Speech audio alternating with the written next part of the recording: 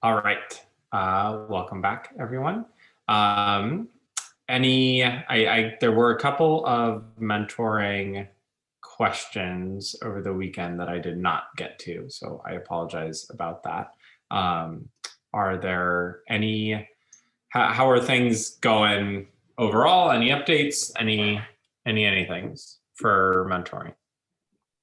I have a question about Dr. Cohane's stuff because neither one of my mentees said no, she said not to share the quiz with anybody. But I don't know if you know what I'm saying? Like sometimes they send stuff. Sorry, my TV's going off. I just want clarity on if we're doing those or if we're not doing those. So when it comes to anything with Dr. Cohane's stuff, if there is lack of clarity, reach out directly to her.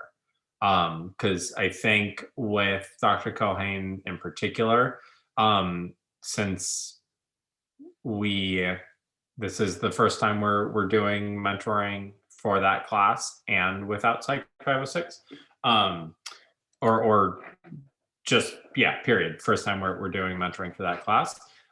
Verify with her any questions that you have, because she may be going student by student. She probably is going student by student. Yes, I do want you mentoring this. No, I don't want you mentoring that. So I just don't want to answer for her. I'm not worried. Oh, sorry. Go ahead, Courtney. The last time that I emailed her, she said the only things that she wants like the mentors to go over was the research summaries. So she says she doesn't want any feedback on like the quizzes just because she wants them to do that independently. Okay. And then also in regards to like her decision analysis and all of that, she doesn't really want too much feedback because then she said that then they're not really learning, which I completely understand. So that's and I think I'm curious to see for her whether that changes over time, because like for DTS, Dr. G and I look at you guys as our first lines of defense. You are the ones that are giving that initial feedback to provide those learning opportunities. Whereas Dr. Cohane is like, no, I want to be that person.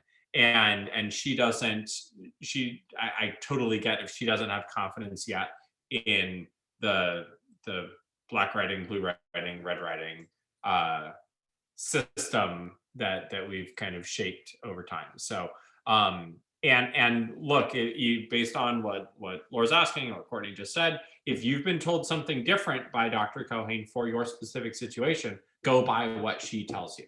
Like I said, I think it would not surprise me at all if she wants specific things from specific mentees, specific things from specific mentors. So when it comes to her class, like I will give you universal direction for our class. Clarify for Dr. Cohane, clarify through her, and go by what she tells you specifically. Okay? Sound good? Good. I believe the assignment this week, I'm basing this off of what Courtney said. Courtney, the question that you asked me earlier. Was that activity 3 that you asked me about? Yes, that was last week. Technically, last week, this week, around right now. In terms of showing a change of behavior in your mentees based on your mentor feedback. This is I kind of had this idea and I threw it in there. So this is the first time I've given this antecedent before for the mentoring class of the 2 times I've taught it. But I'm really curious to see what you guys are able to show. And I'm less worried about on-timeness for submission of those activities. I would rather, especially for something like that, I really want to see, can you show evidence of behavior change? And if you're not yet at that point, whether because your mentees are not making those changes yet, or you as a mentor are still figuring out how to give feedback to affect that change, don't turn that in yet. Hold off on that. Again, for those activities, completion is going to get you your points. So don't worry about oh no, is this enough change? But I want you to be able to show really, really good change. If you, I think, taking those, this is not a direction, but taking those kinds of projects a step further as you want, I think is also really good, where you might be able to say, hey, look, this is an example of where my mentee did not effectively change, or my behavior did not effectively change their behavior. And I am not seeing what I was hoping to see compared to this where I am. All right. And that can shed light on all sorts of different things. That can shed light on difficult topics. That can shed light on where you might need to work on the type of feedback you're giving. That might shed light on areas that we need to focus on more in, say, 547.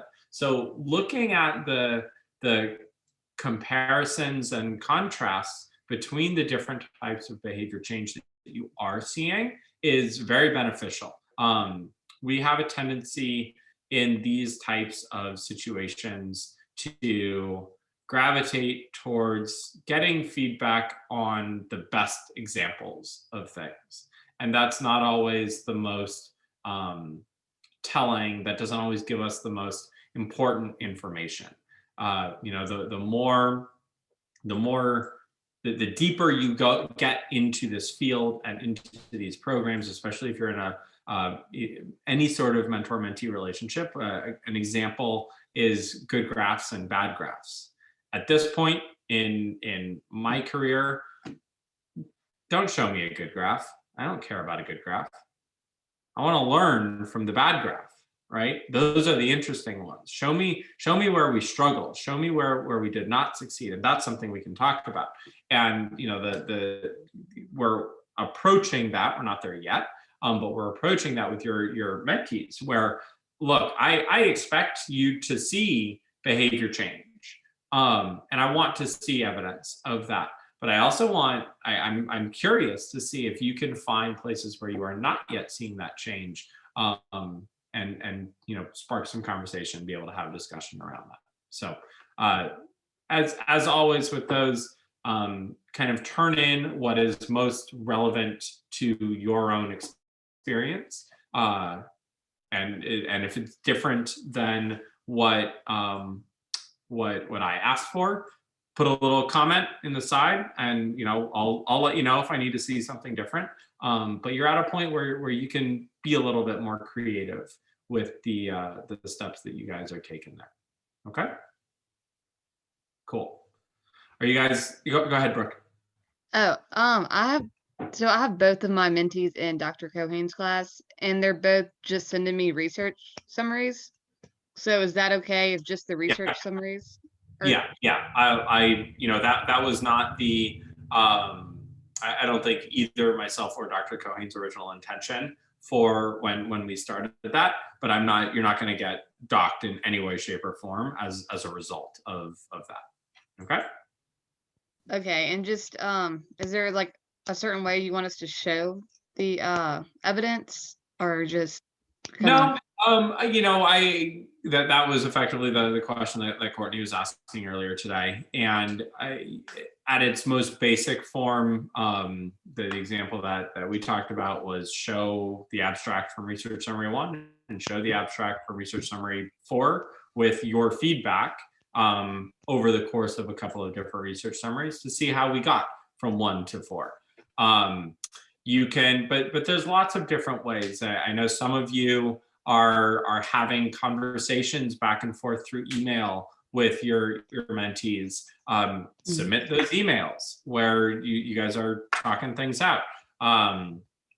Submit some commentary. It's very open, Brooke. It's very. I'm not looking for a specific format. However you feel that you can show that evidence effectively, that's what I'm looking for. Okay. I was just wondering. Thank you. All right, cool. Any other mentor-mentee questions? All right, let's get to it. I So, don't have a mentor-mentee question. I'm so sorry. Yeah. I keep interrupting you. no, this go ahead, Courtney.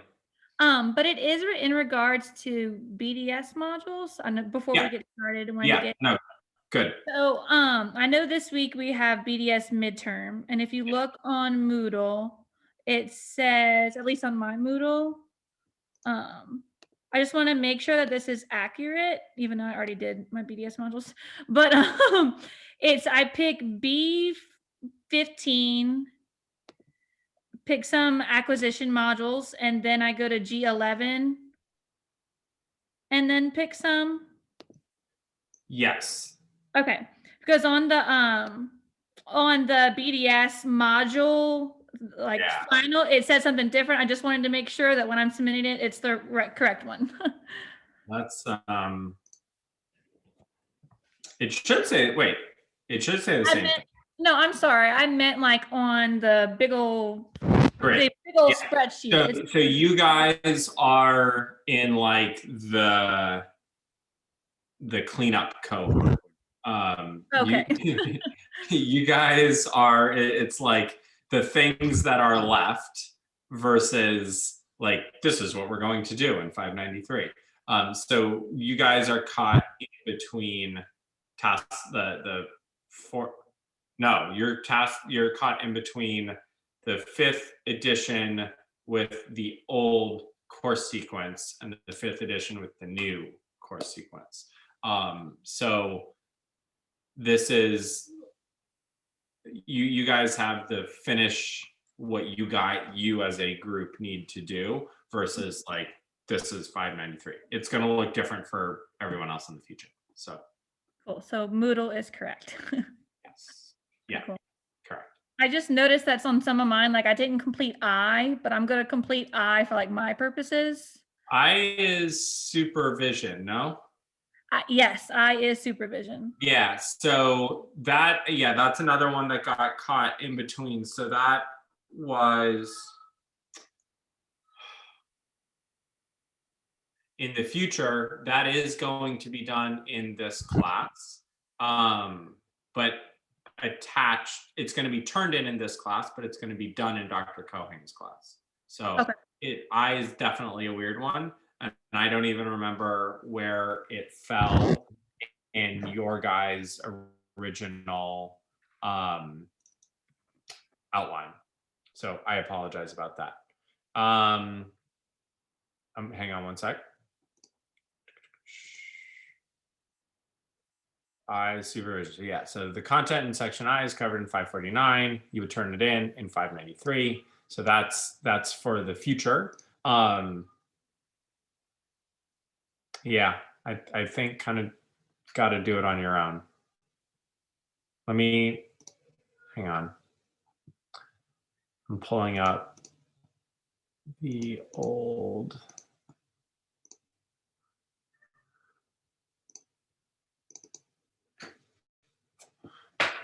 Pulling up, I think, what you guys were originally going off of.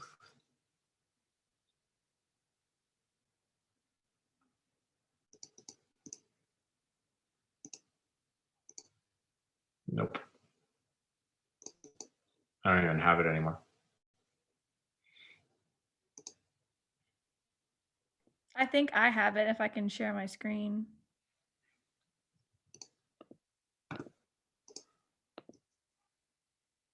Go ahead.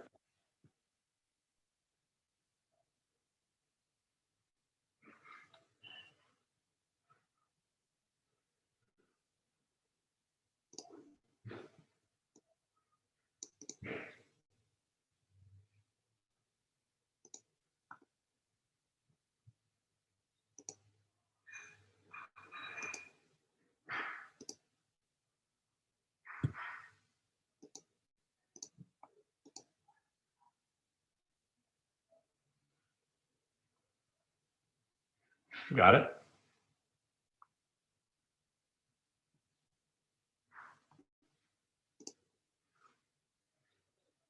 All right, let's see if I can share my screen. Ah.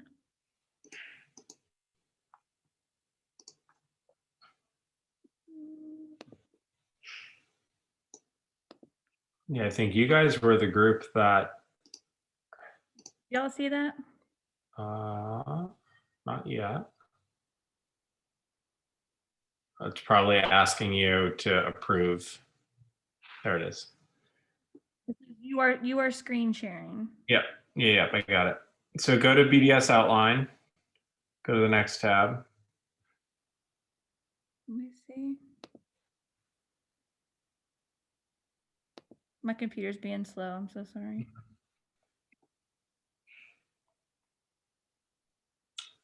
All right, scroll to the bottom. Yeah, so that's when 593 was section A. Yeah. Scroll down. Yeah. Can you go all the way down? Let's see. Ah. It's getting there. My computer's being the day that it wants to be super slow, huh?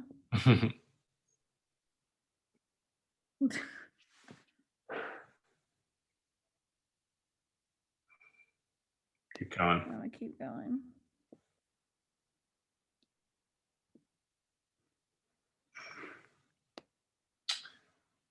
Ah, okay. Yeah, I had it for There this it class. says, Yeah, no, that's fine. Stick with, wait, let me make sure.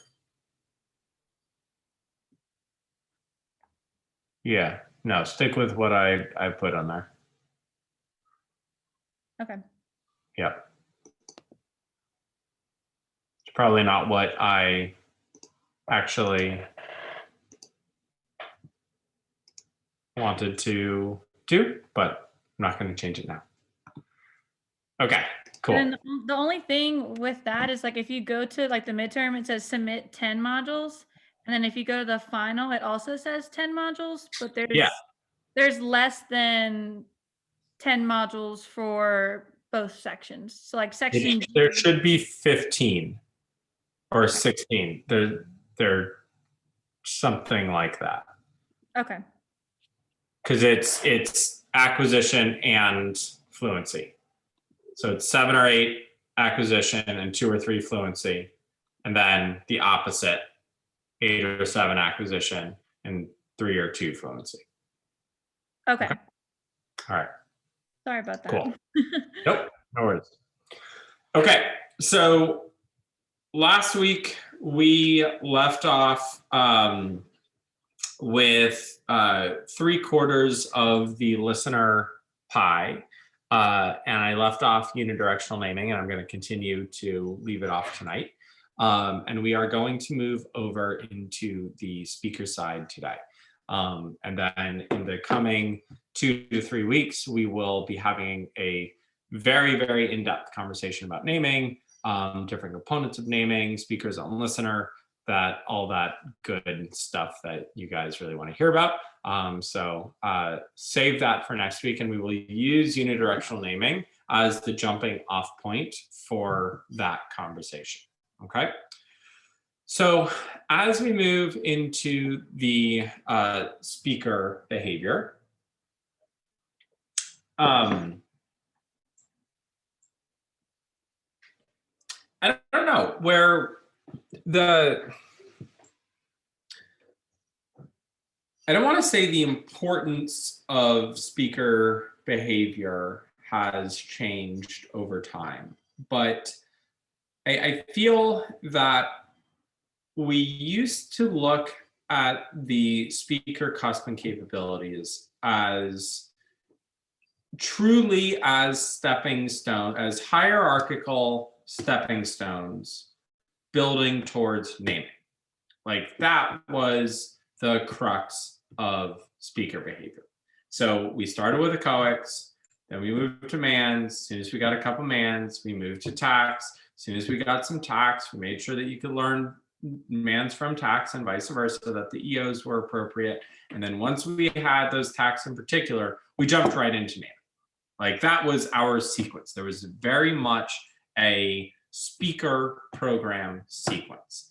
And I think we've all kind of come to the realization that that was a faulty way of looking at speaker behavior overall.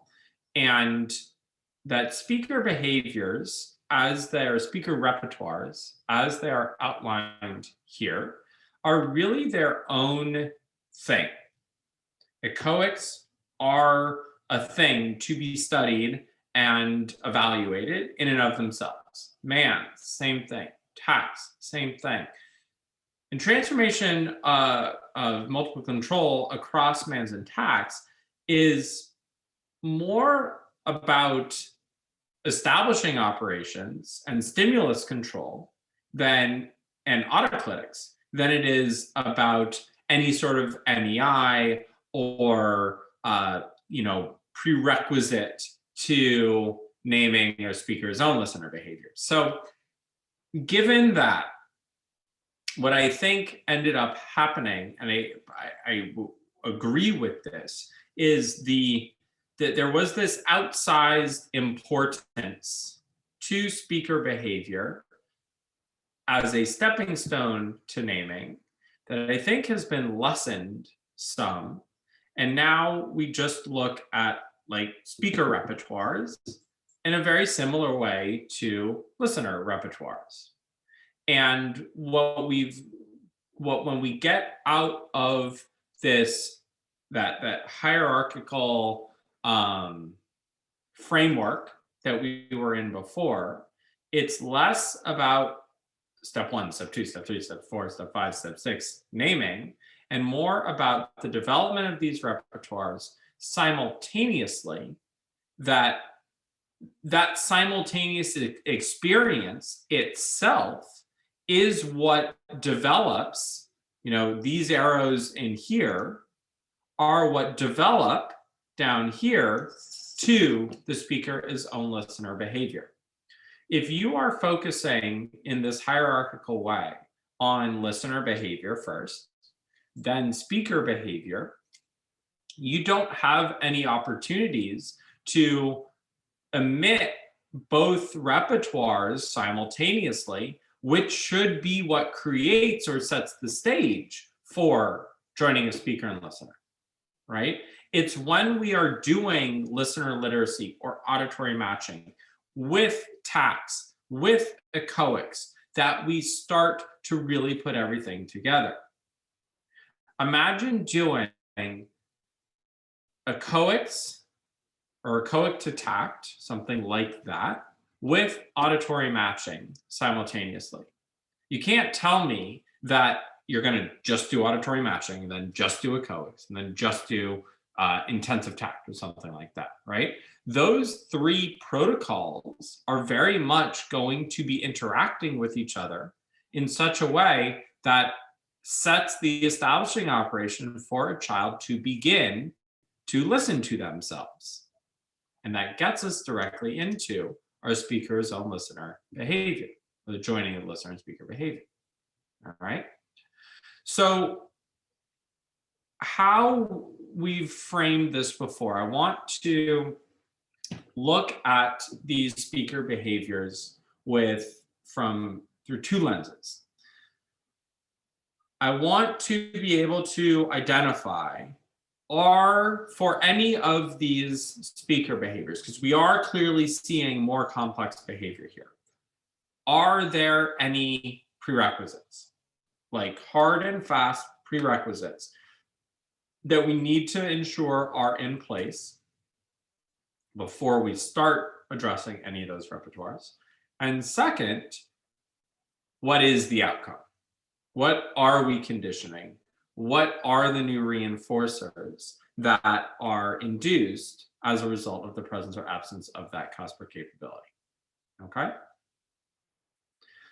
Let's start with echoic behavior. First of all, I want you to understand how significant echoic behavior is. I'm not talking about echolalia. I'm not talking about faulty echoic behavior. But echoic the echoic repertoire really is the cornerstone for all speaker behavior, a significant portion of listener behavior, and the entirety of the joining of listener and speaker behavior. So when we talk about the echoic repertoire, we are really in more than any other behavior, we are talking about a cornerstone repertoire, cornerstone behavior. Has anyone read Jen Langano's dissertation, Jennifer Langano? I did. Anyone? Okay, good. So that shows, that dissertation isolated echoic behavior as the source of reinforcement for naming, meaning that is where the reinforcement that is necessary to derive the naming repertoire comes from. If you have a child that is not emitting echoic behavior, you do not have naming, period. If you can't echo another, you can't echo yourself. And that's what continues that speakers and listener feedback loop. I hear someone else say it, I say it, I hear myself say it, I repeat myself that I heard. It's a circular reference, if you know what that means. You can't hear it and then say it without hearing it, without saying it, without hearing it, without saying it. And it keeps going and going and going. And when that is present, that listener behavior kickstarts the speaker behavior, which kickstarts the listener behavior, which kickstarts the speaker behavior, and that they contact each other's as reinforcers. And that is what allows for naming to occur, we think. And I agree with it. Echoic repertoires are fundamental for everything that comes later. All right. So given that, are there any prerequisites for echoic behavior?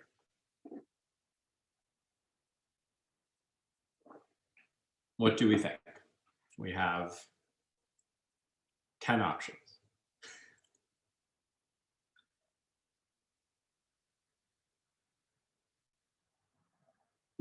I would say that parroting faces and voices would all be necessary to Good. develop public behavior. I like that. Are there any others?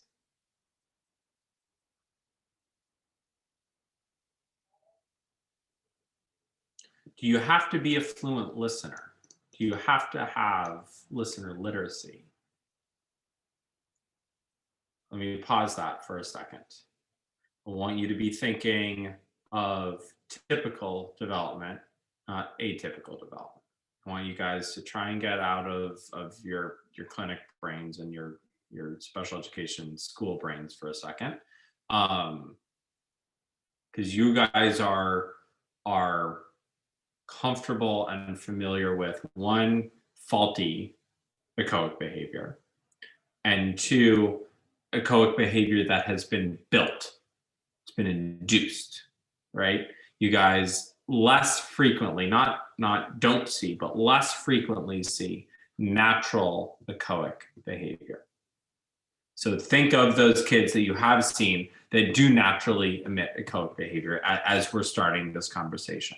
So given that context, and I'm not sure I can answer this, and I don't know if I have an answer to this, but do you think that a fluent listener repertoire is necessary for echoic behavior?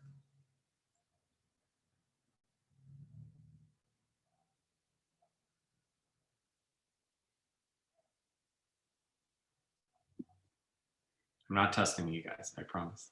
I want to say no, but I feel like my only rationale is coming from like a clinical experience. Like I can't think of like the natural, like developing way, like you're saying. Okay, so let's take it from the other direction. Let's start with what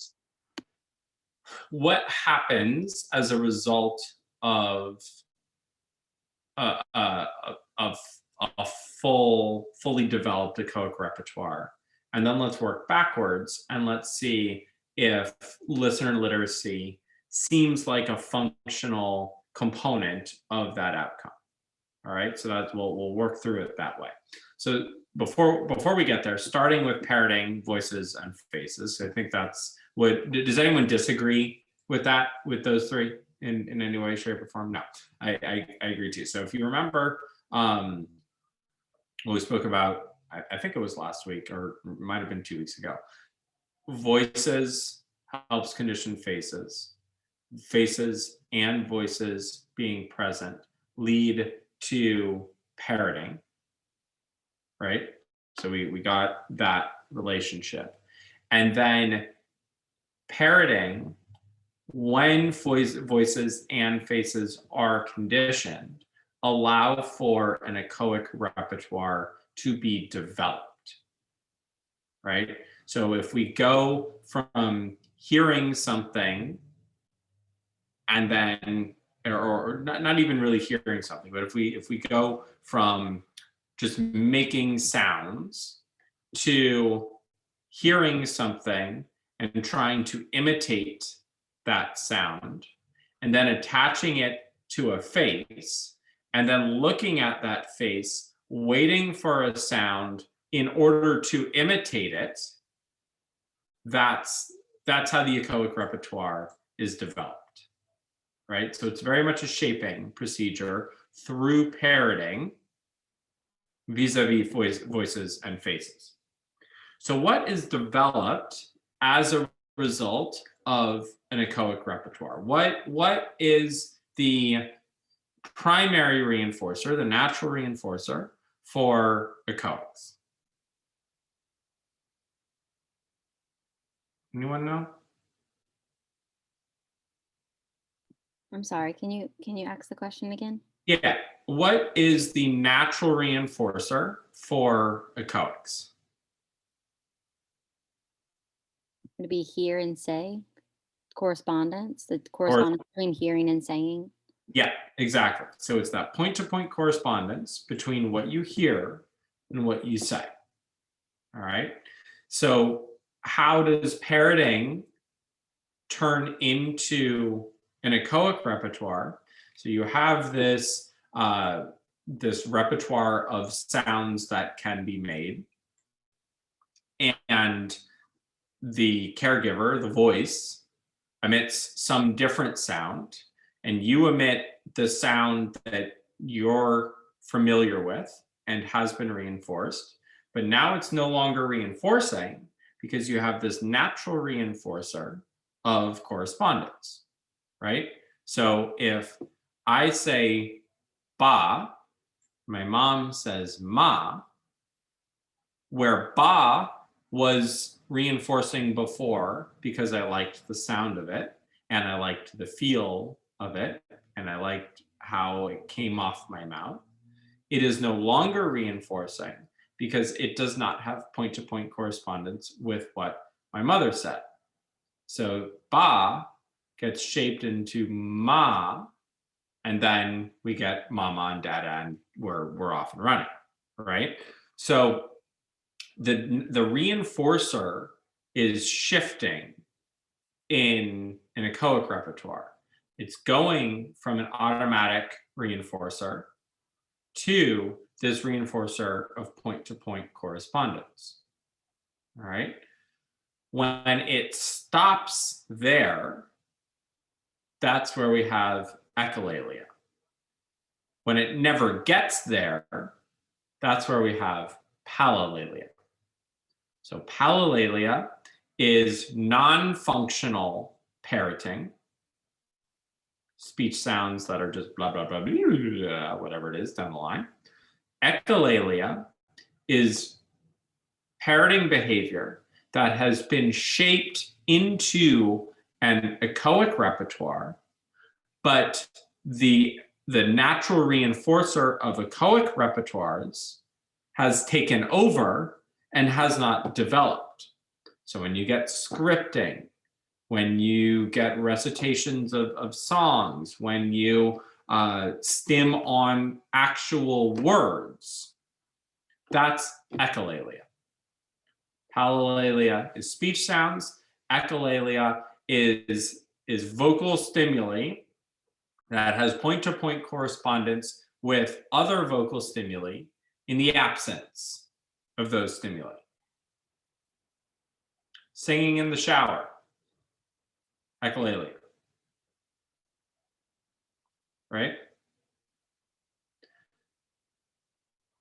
As echoic repertoires become more advanced, they're going to open the door functionally to these other repertoires.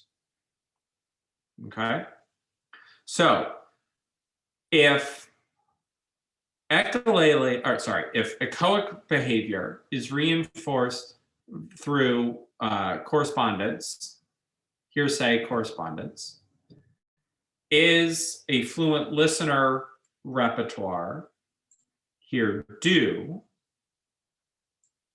necessary for an echoic repertoire?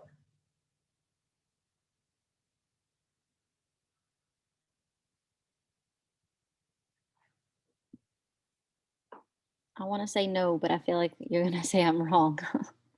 I will tell you right now, I don't have an answer. So you can comment freely without fear of me saying no. I don't know. I can argue both ways. Listener literacy has a correspondence as part of its reinforcer, right? Hear, do, correspondence. Imitation, which I think is also embedded in echoic, has correspondence as its reinforcer. It's part of its reinforcer, right? I think I have a harder time seeing a fluent echoic repertoire developing in the absence of a listener repertoire unless it's turning into echolalia. What the correspondence piece, I'm talking through this as I'm thinking about it. What the correspondence piece does, you tell me. Generalized imitation, listener literacy as hear do, echoics as hear say. What do all of those require?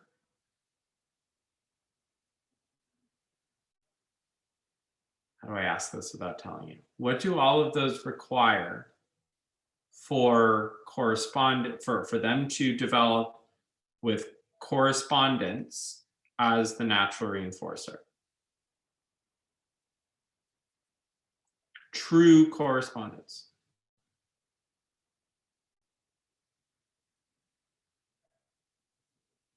There can't be prosthetic contingencies of reinforcement used without some type of fading procedure, because the stimulus control would be within the prosthetic reinforcer, not the natural contingency of reinforcement. Okay.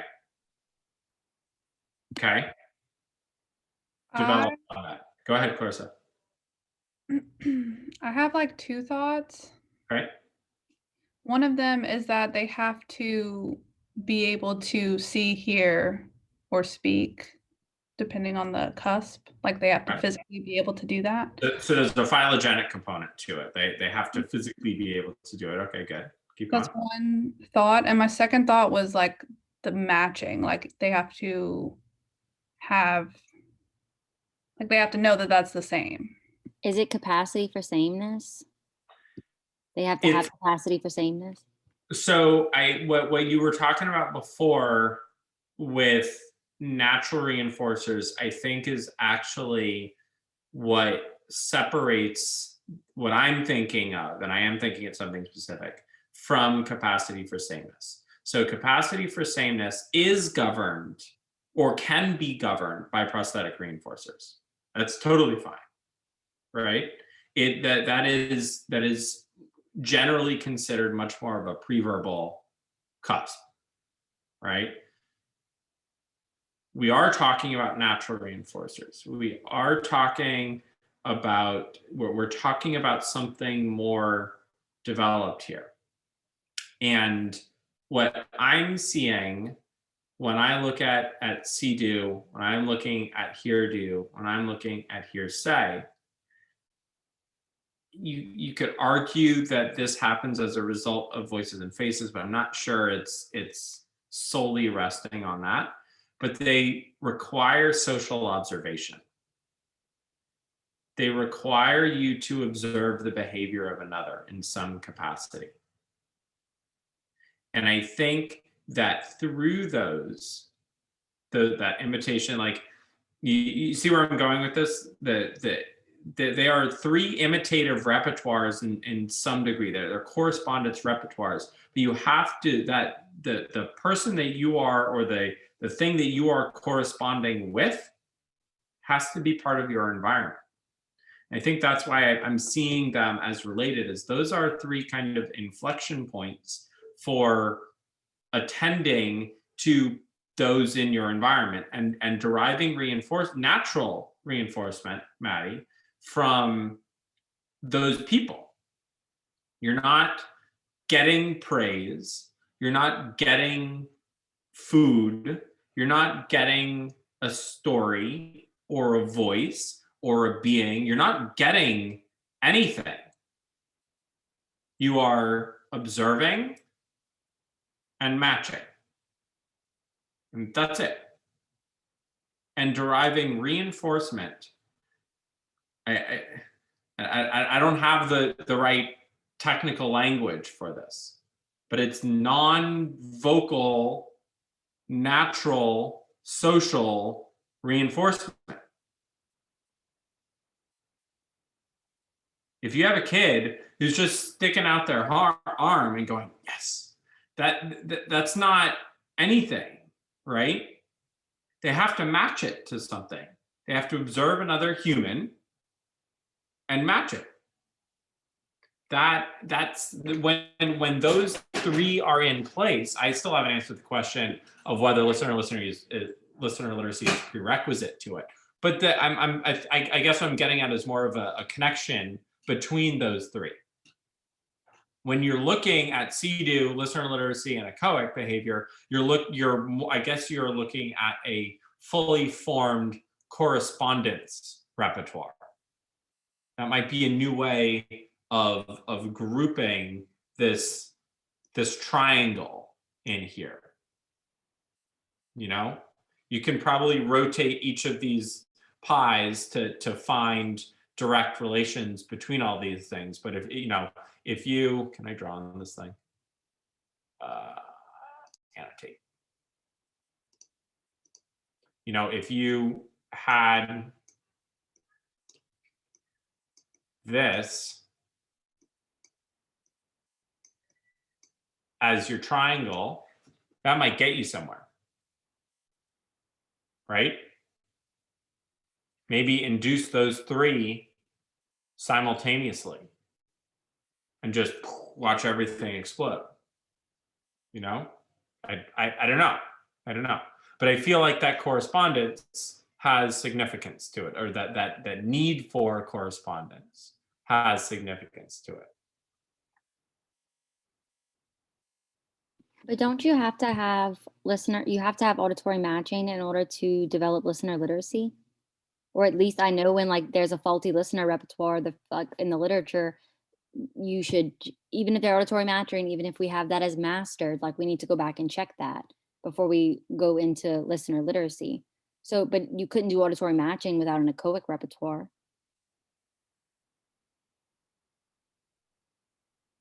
Auditory matching. So, and this is why I don't like auditory matching on here, actually. That's like one of the ones that I struggle with as its own cusp.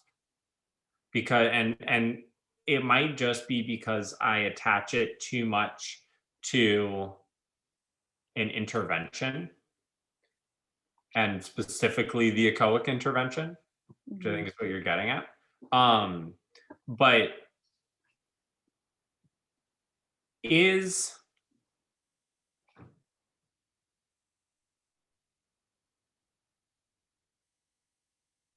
it's just it's relative to the conversation that we just had. It's the behavior that you're emitting when you're going through auditory matching is too much sameness versus correspondence, right? Because you can't manipulate the buttons and what the buttons are saying. So you're not manipulating those to correspond to each other. You're just identifying which ones do correspond, which is sameness. And while we talked about the EO that is being conditioned, that's a corollary effect of the intervention, which is why I think it's so significant as an intervention. Auditory matching as a cusp to me is still goes back to that auditory sameness. What happens as a result of that, I think, is what you're talking about. So when it's absent, when an echoic repertoire is absent, the faulty echoic repertoire, you go to auditory matching for the EO that it conditions as part of the protocol, not necessarily the repertoire that it induces, like directly. Do you see what I'm saying? Like, I think you can get through auditory matching and check it off via sameness without having an effect on the echoic repertoire.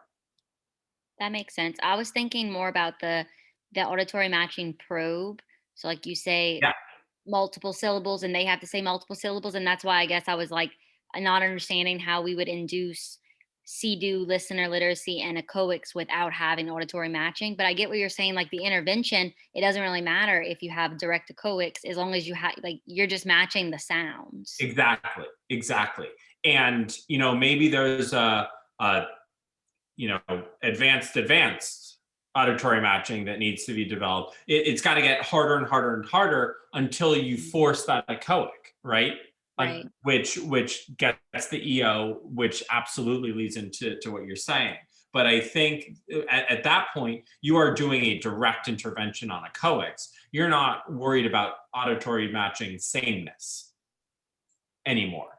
And that's like the sameness. It's I hear this and I hear this, and those are the same. That's it. That's your auditory matching.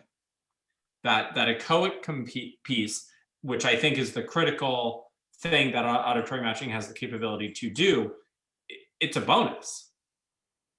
Like there's data out there that shows that auditory matching induces the listener component of naming. That's like so much lagniappe at this point. I did it appropriately. That like it's I love the guy that published it. I hate they published it. Like it's so far removed from that direct relationship that I don't think it's appropriate to say that this is an effect.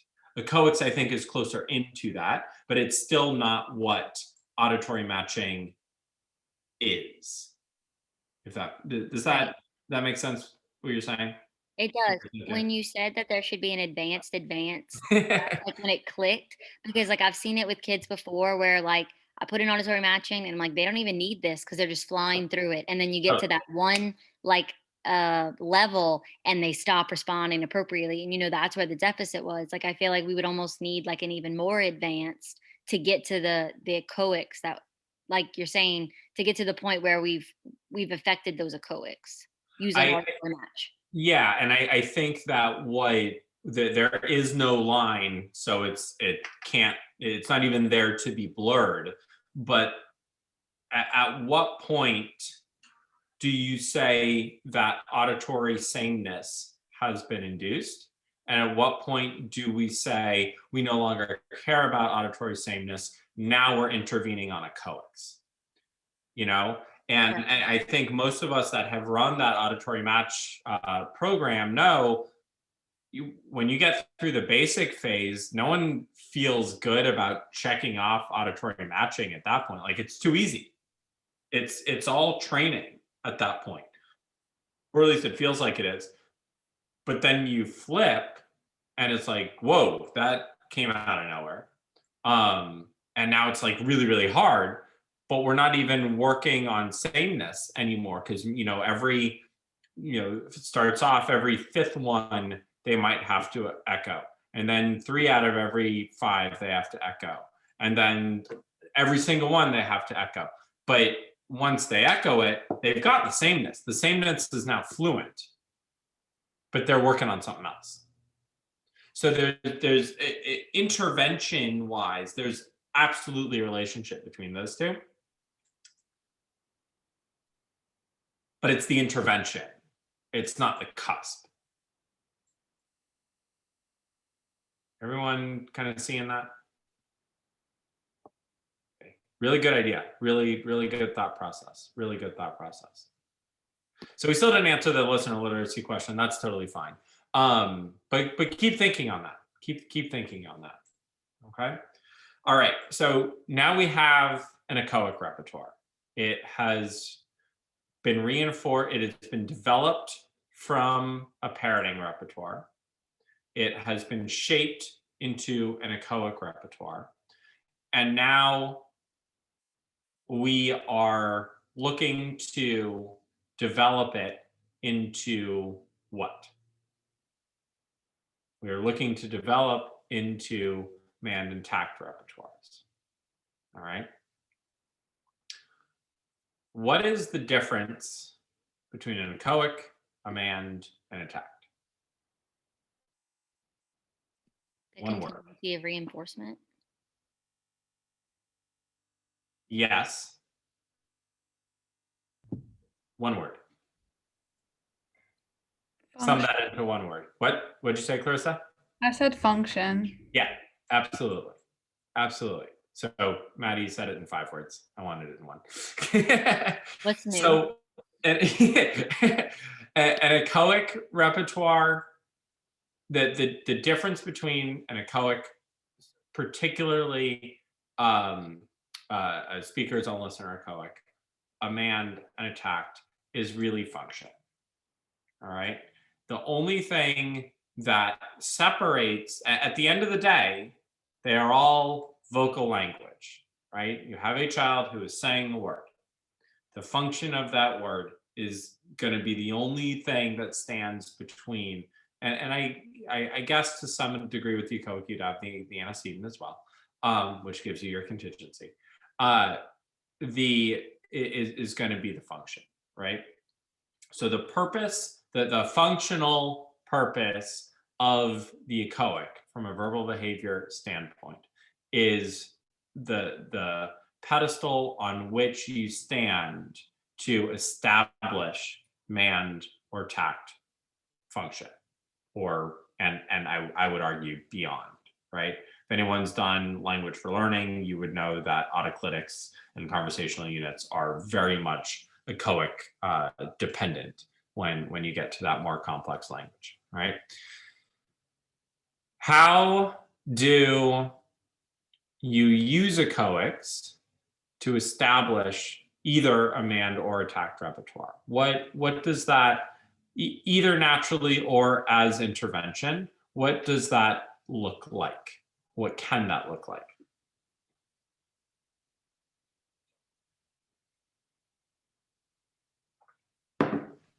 Providing reinforcement for an echoic and then fading that reinforcement to require an independent manned or tact. Okay, so and that's from an intervention standpoint. Right? Yes. Yeah, Mhm. cool. What is it going to look like from, so what's the flip side? What is it going to look like from a more natural development standpoint?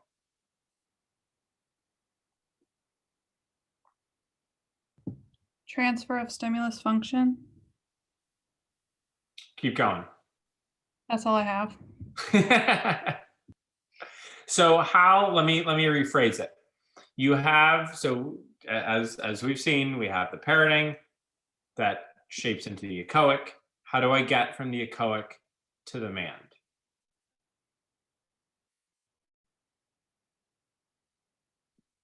It have to starts right away. Go ahead, Maddie. What were you going to say? Like you'd have to provide said thing. Like I wouldn't just say like sky and they would say sky. Like I would say gummy and they would say gummy and I would give them the gummy. Like, Mhm. and if they want it, they would take it. And if they don't, then they wouldn't take it. Like kind of like when we teach discrimination with PECs. Mhm. Like they Yeah. not vocal verbally, but they give us the stapler picture. So you give them the stapler and then they kind of look at you like, no, I don't want that. And I don't care about this. I have to give them this picture, not this picture. Good. And from that, what I think is interesting is from that natural component, I think it actually ends up developing that shaping process that you're talking about, Maddie. I think it actually develops through echolalia. So I am a caregiver. I am mama. I am in front of my child. We're doing mama, mama, mama, right? You're doing that back and forth and they're echoing, and I walk away. What happens? Child, as I'm 30 feet away, child says mama.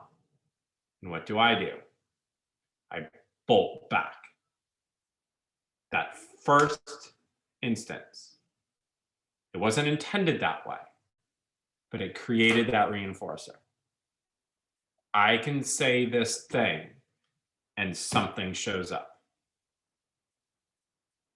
right?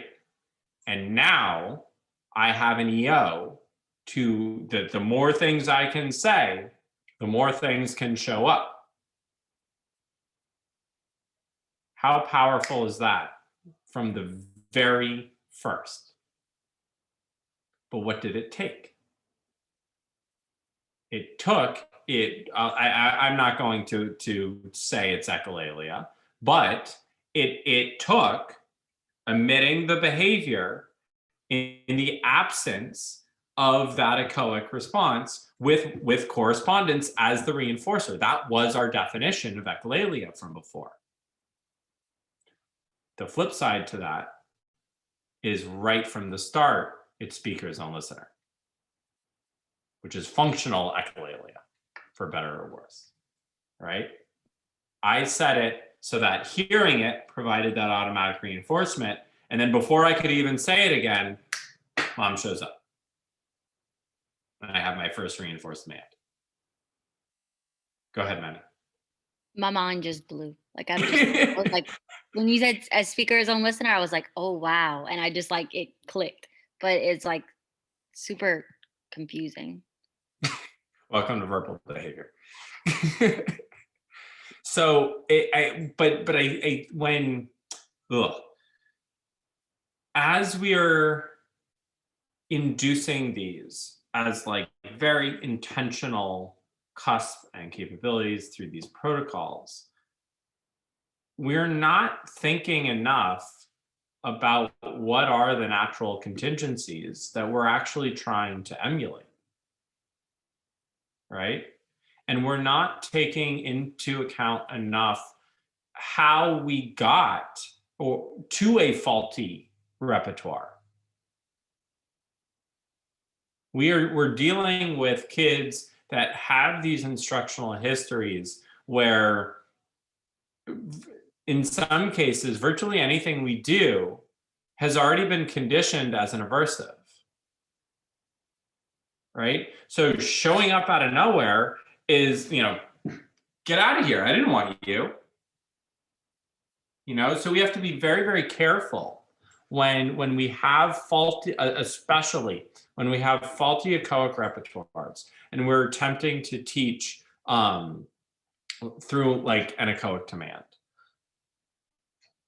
We have to be very careful not to condition ourselves as punishers via the mand, because that's going to condition the mand as it's a conditioned punishing response, right? When I do this, I'm going to get something I don't like. So we have to be very, very careful with that. Okay. So once we have the mand, what's powerful here is with what should be a very low effort response. We have a conditioned EO, a massive conditioned EO that is easy to shape.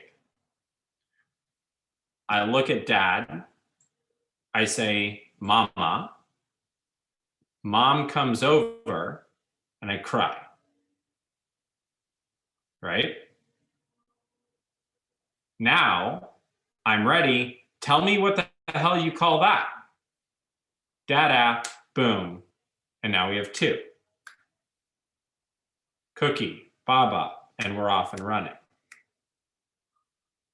All right. So that first EO transfers so fast because it is so strong.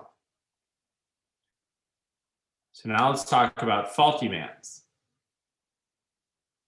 When we don't establish, when we lean on that mand repertoire, when we lean on that EO, because it's so strong, because it's so versatile, because it can access so many things, we have, I don't have data to support this, but I feel like we have a very small window with which to condition the next EO,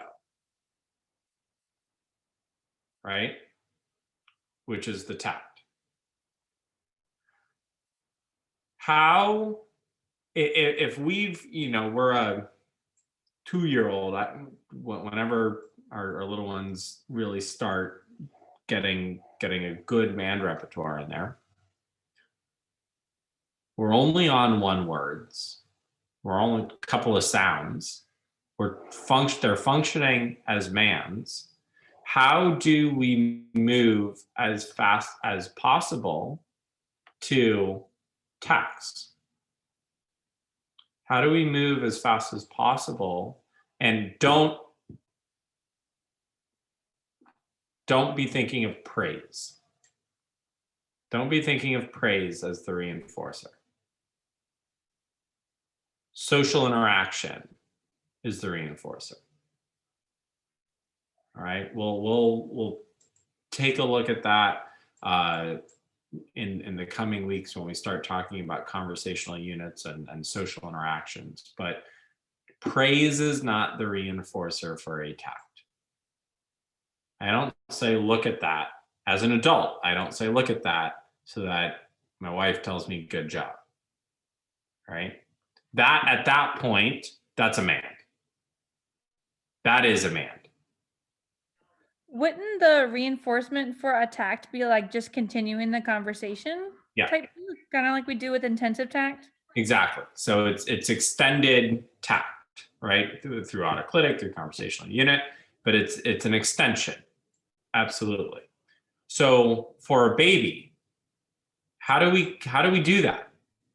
How do we extend that EO, the presence of that EO? So child has just said mama, mama has come over. How do we take that mand opportunity and extend the EO into something else?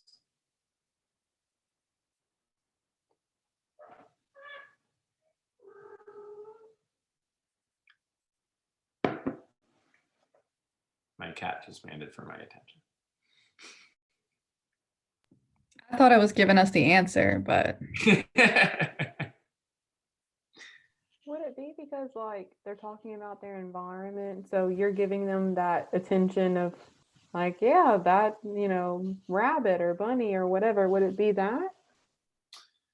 I think that I'm still trying to figure out how I want to articulate what I'm thinking, but what I think that you have that opportunity to not just present yourself, but then you start interacting. And what you're right, so you're extending through you what has been mandated for, you extend to the rest of the environment. And I think for babies, when you start doing like hide and seek, and you start doing tickles, and you start providing other forms of reinforcement, it's you're conditioning that the environment that you have access to when another person is present, right? Yeah. So it's like the person interacting with the person becomes reinforcing because if you think about a baby, their mom and dad give them everything they need, food, warmth, whatever. So interacting with them becomes paired with the needs that they have met or the things that you've been provided. And that's why the social interaction becomes reinforcing. Mm-hmm. So it's just kind of like transferring that relationship a little bit. Yeah, I'm thinking about it. So I'm thinking before the mand.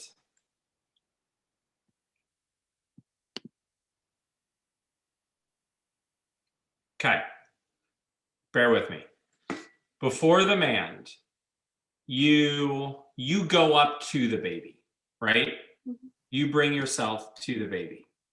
Hide and seek, or peekaboo, and tickles, and songs, and all these things.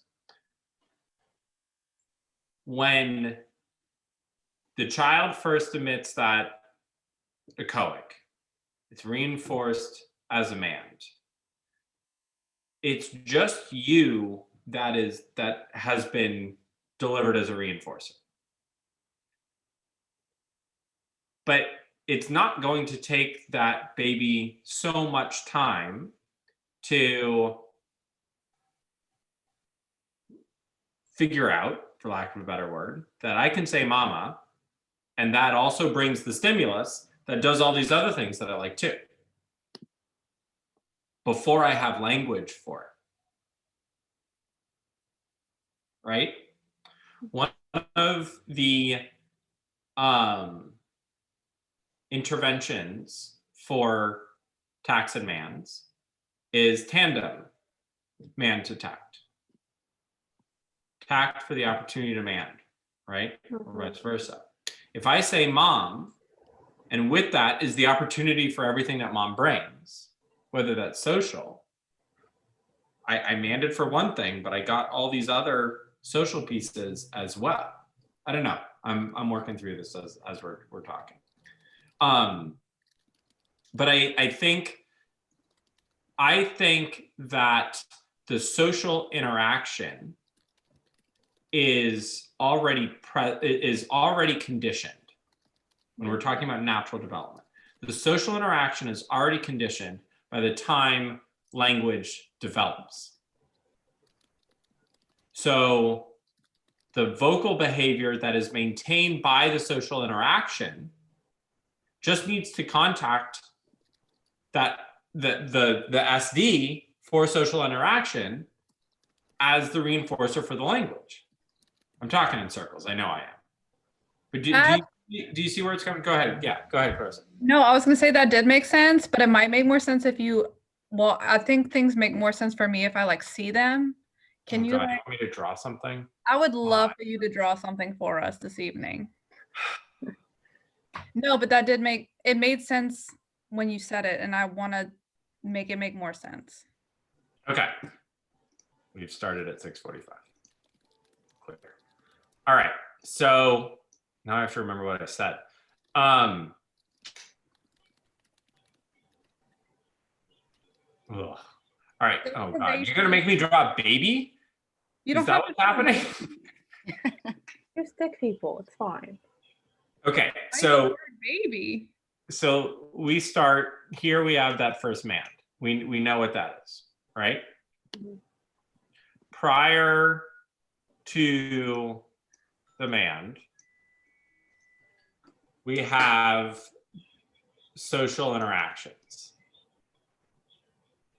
Okay, so these are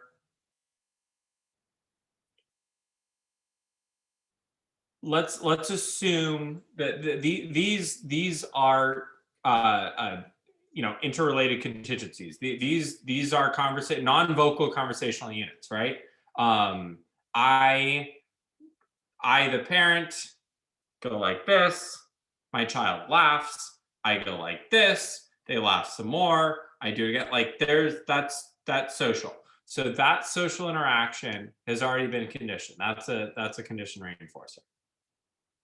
Okay. But there is no language at all, let alone language to be reinforced by that. Right. You said something about like the mom being like she's how the baby accesses XYZ that it Yes. doesn't have the language for. Yes. Right. Yeah. You said you say mom, but then you get everything mom brings with her, I think is Exactly. Yeah. So now, we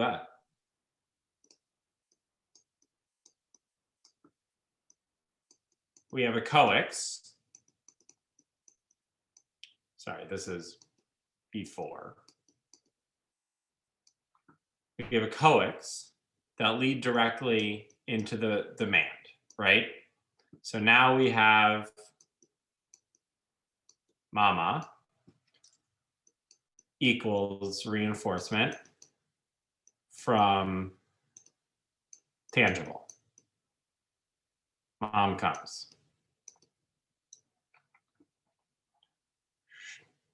With that tangible is that. This is about to get real fun, right? So the mand is mama. It gets reinforced. But this comes with this reinforcer. This reinforcer is an SD for this. You see it?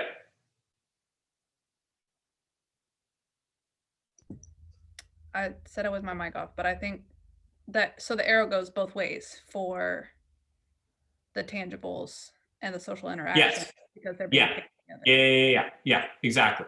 So this interaction is part of this stimulus, is available from this stimulus. Therefore, this stimulus becomes an SD for this interaction. Got it. Baby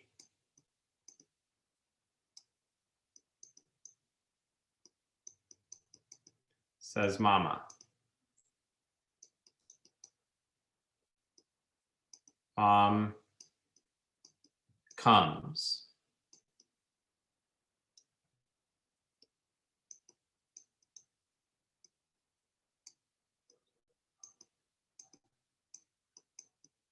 Baby laughs.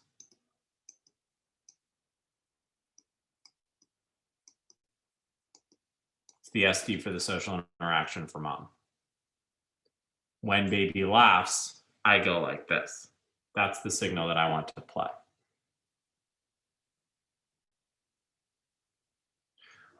At this early stage, the difference between a mand getting what you want and a tact emitting behavior that's reinforced by social interaction is very, very small. So you just don't have the language, right?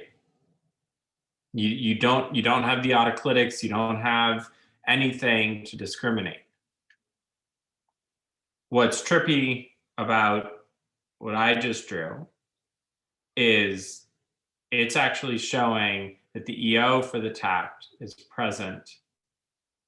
The EO for the tact being present is what conditions demand when it's first reinforced by mom. Right? If that social interact for mom showing up to function as a reinforcer, mom has to be conditioned. The only way that can be conditioned is social. Unless it's not this. It's food. Now we have a man. Now I emit mama as a man. You got it? You don't. I lost you. So It's starting that's, to go ahead, Rian. it's starting to click. It's getting there, but I don't know. I'm not sure where it's getting fuzzy because it's like I'm hearing you and I'm understanding it, but it's not quite like when I play it back to myself, it's not clicking for some reason. Let me throw in one more component with what I just said.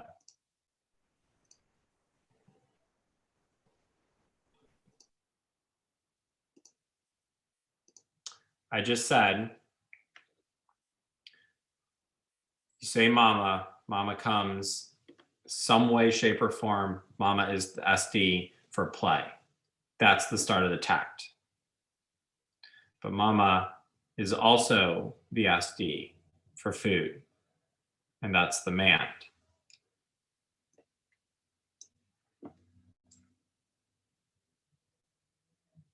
There's your transformation of EOs.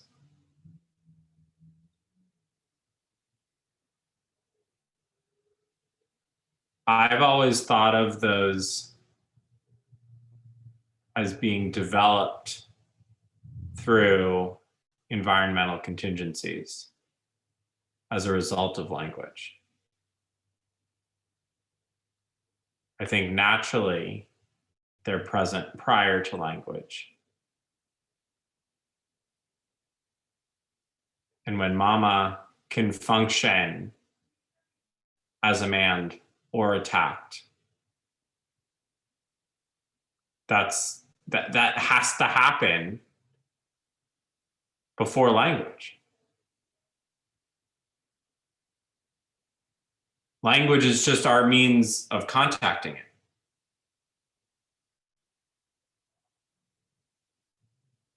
You guys all thought naming was interesting.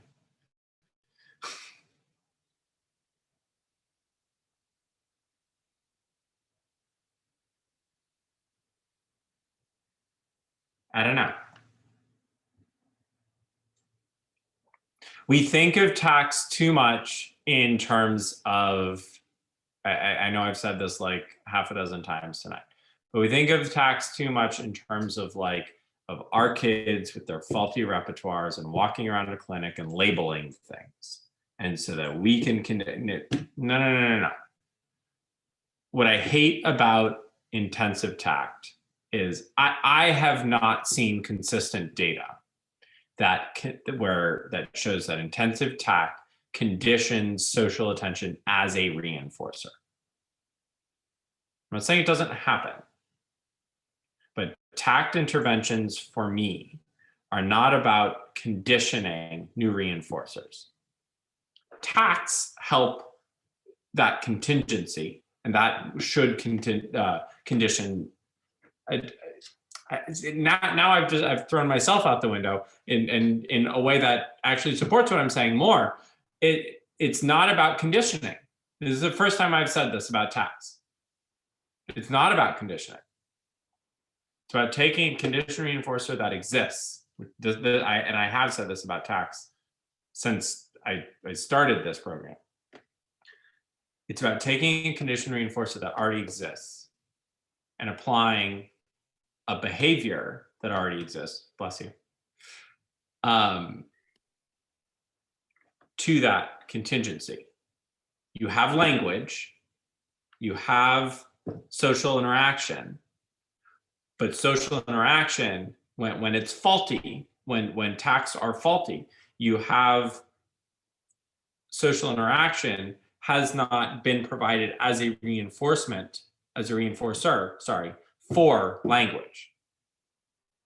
So where I've been successful with tact interventions in terms of conditioning a new repertoire is when we have kids that have language and kids who have interaction as a conditioning reinforcer, but do not use that language to gain access to social interactions. You sit next to them, they play with you. You talk to them, they talk at you. They listen to you. They interact with you. But they don't grab your hand and say, come here. Let's do this together. Tact interventions tie the contingency together. I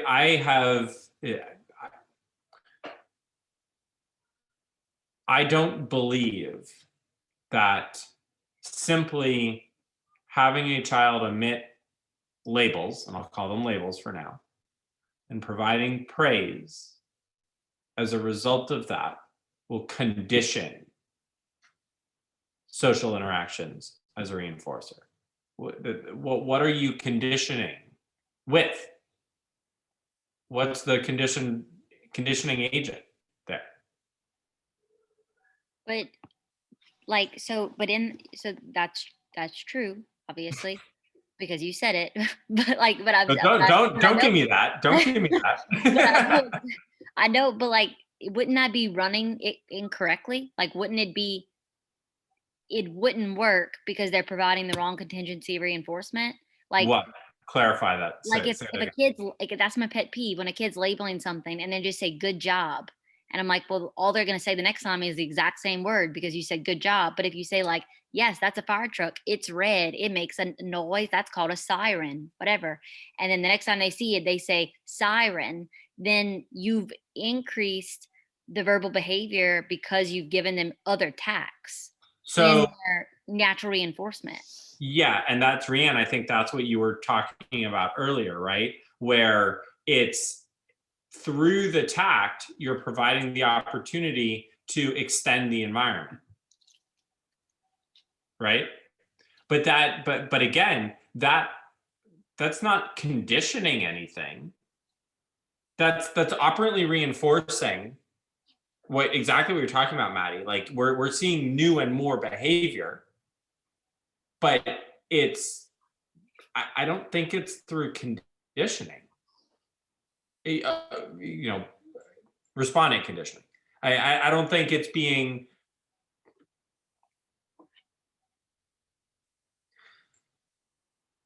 We're not pairing it with a prosthetic reinforcer. You're taking,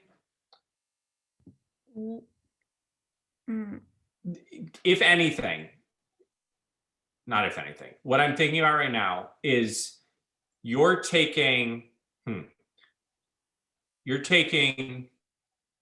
praise and interactions as a condition reinforcer and using those to condition, stick with me, the EO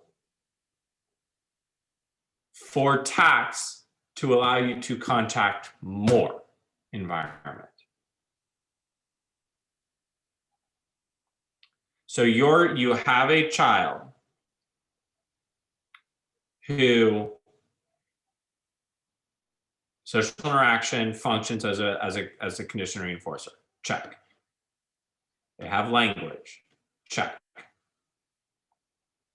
Maybe they have a history of fire truck, good job. So they say fire truck and they walk away because they've learned the label. By extending the environment that first time or first 100 times, you're conditioning the EO to seek out a listener, to omit the behavior so that you will contact the reinforcer of an extended environment. I understood all of that except for conditioning the EO. Like, how are you conditioning? You are, there's no, in what I just described,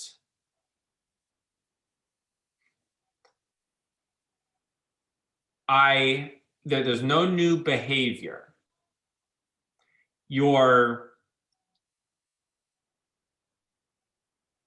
By conditioning the EO, I'm saying you are conditioning strength of a motivating operation, right?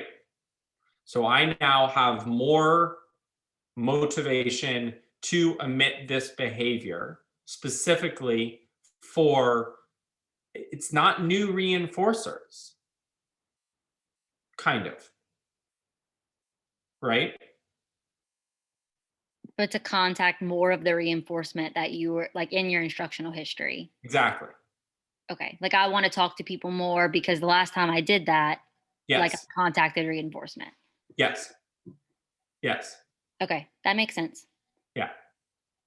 So tying it back into the example before, it's kind of like the same thing. When mom's around, I know I can have access to all these things. Exactly. When teacher's around, I know there's a possibility that this will happen.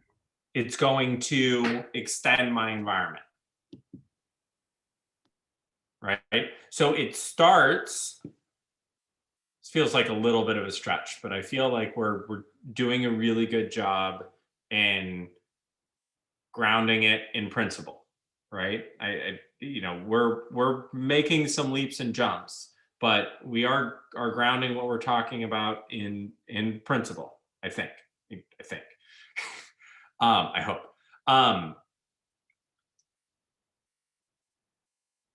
By getting mom and everything that mom is an SD for, I get that extended environment. So I learned very quickly that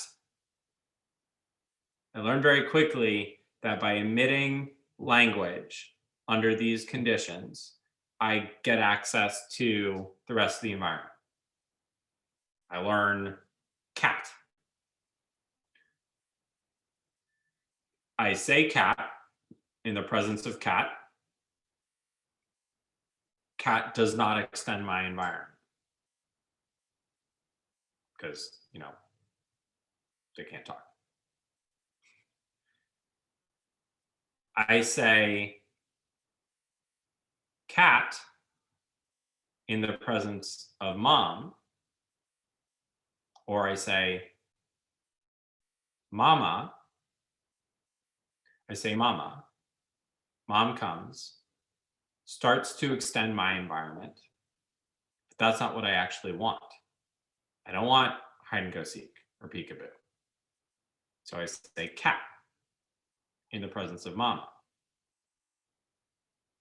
And then mom extends the environment as it relates to cat.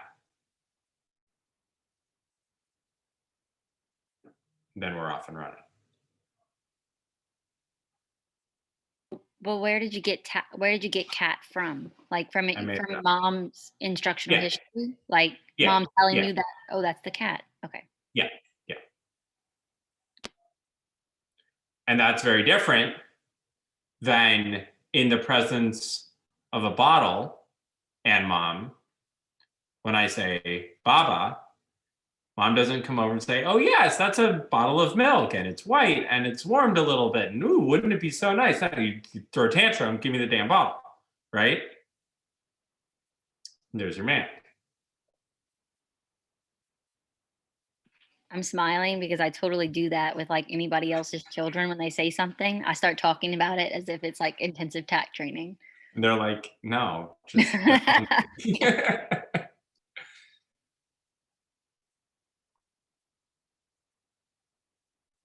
in natural development, I'll stop pondering and let you guys out of here in a second.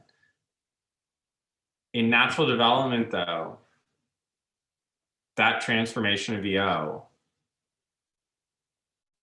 I think the groundwork for that is laid well before language is being emitted. I do not have kids. It's been a long time since I've worked with littles. If I'm wrong, tell me. But you have children, you have babies who emit manned and tact behavior before they are talking.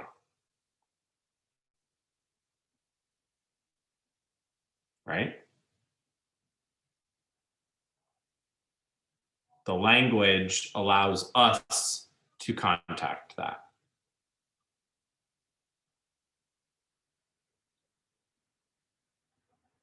All right, we'll end there.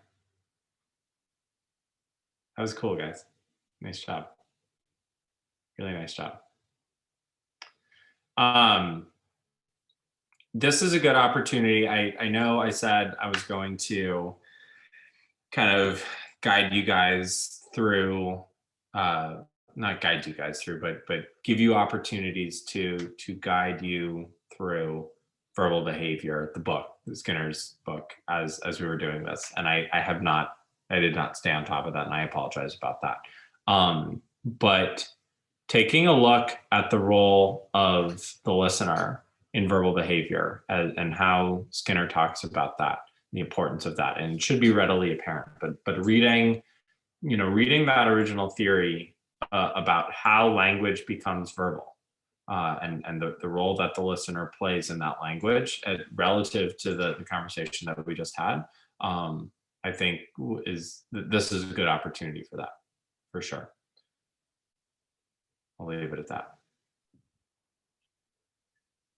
Any thoughts? Any questions?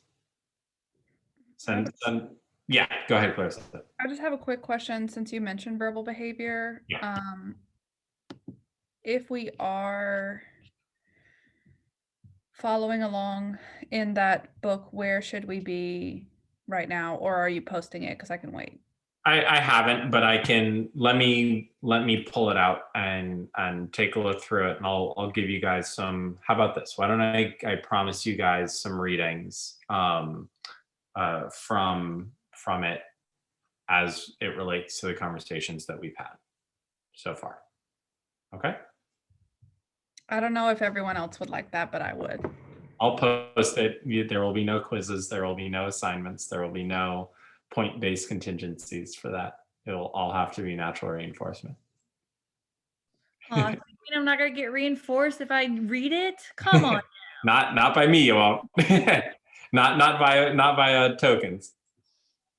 I think it'll be reinforcing enough to see it cited for the millionth time in an article and being able to say, yes, I have read that, and not just see the same thing over and over again. Absolutely. Wait till you get to the chapter on mans and you get to read about magical mans. That's silly stuff. It's like, what the hell did you just say? You say magical. All right. Things? Okay, I'm done. Yeah, sure did. Okay, go have a good night. Thank you guys for bearing with me. That was really fun. I hope you enjoyed it. Have a good one. I'll see y'all next week.